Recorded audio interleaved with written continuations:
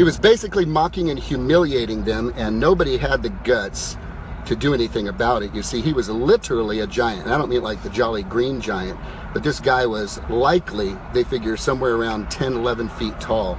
A huge dude. Obviously, that's unusual. So he's extremely intimidating. He was known as the primary main warrior for the Philistines at that time. When David came and showed up, he's like, who is this guy that's taunting the people of God? Who is this guy that's intimidating the people of God? Why isn't anybody doing anything? Why doesn't anybody have a set of stones to come in here and actually handle this guy and deal with this guy? What the heck is up? You know, why is everybody sitting around scared? And they're like, shut up, little shepherd boy. He had basically gone out to give his brother some bread and cheese that his dad had sent out there. You see, he wasn't a tried and true warrior according to the conventional warfare that people were used to. When he heard that, the king said, whoever defeats him will never have to pay taxes, and they get my daughter as their bride, among other benefits. He said, dude, I got this. Let me go. King Saul heard about it. They saw David was a little kid, and everybody freaked out. They didn't know what the heck to think about it. It's like, seriously, you've got to be kidding me. So Saul wanted some type of action to be taken as a leader, as weak as he was. Some type of action was better than them just being there intimidating. So he brought David into his tent, and he said, here, take my armor.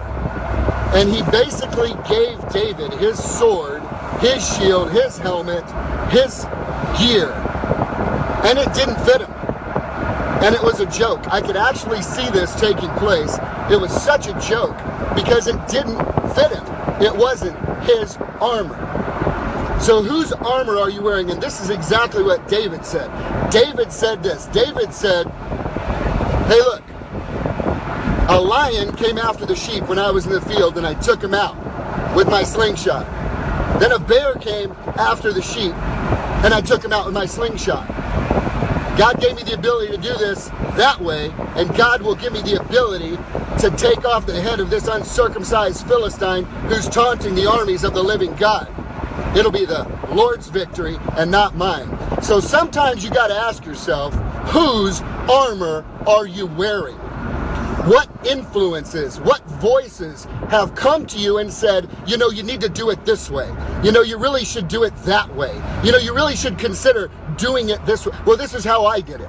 Well, this is how they did it. Well, this is how it's been done before. Who are you to do something different? And here's the interesting thing about it. My buddy Mitch Kirsch at one time was talking about the four voices, that we have several voices we may hear in our head at any given time. The voice of the drunk monkey, the devil, the voice of God, the voice of others A, and the voice of others B. The voice of others A are people who truly love you and care about you and want good for you and want to see you succeed and do well. They really are on your side trying to help you. But it may not be what God wants for you. Then you have the voice of others B, are people that you may not be intrinsically and tightly connected to, but they pray for you, they hear the voice of the good Lord, and they advise you with that type of counsel. Whose armor are you wearing?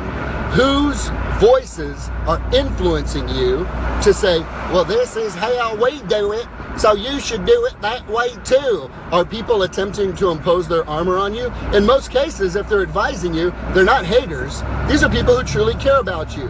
And if you're not careful, their limiting beliefs, which kept them from succeeding, will infiltrate and influence the move of God in your life to step out, step up, and step higher by faith, where fear was a gate that stood in front of most others who were unwilling to contend and fight and push through and break through to get to the other side.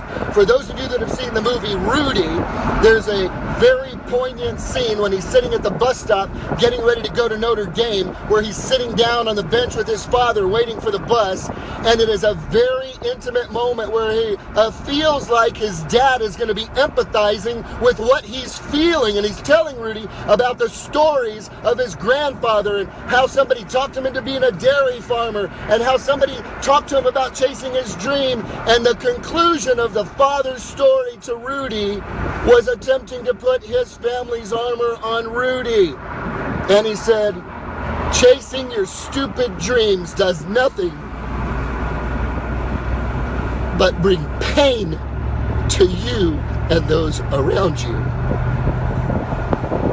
And he attempted to put his armor on his son. And Rudy said, I don't want to be you. I don't want to be my brother.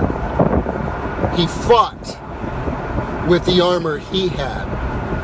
He wore his armor. Whose armor are you wearing today? Whose voice of influence is either holding you where you are, pulling you down, or lifting you higher?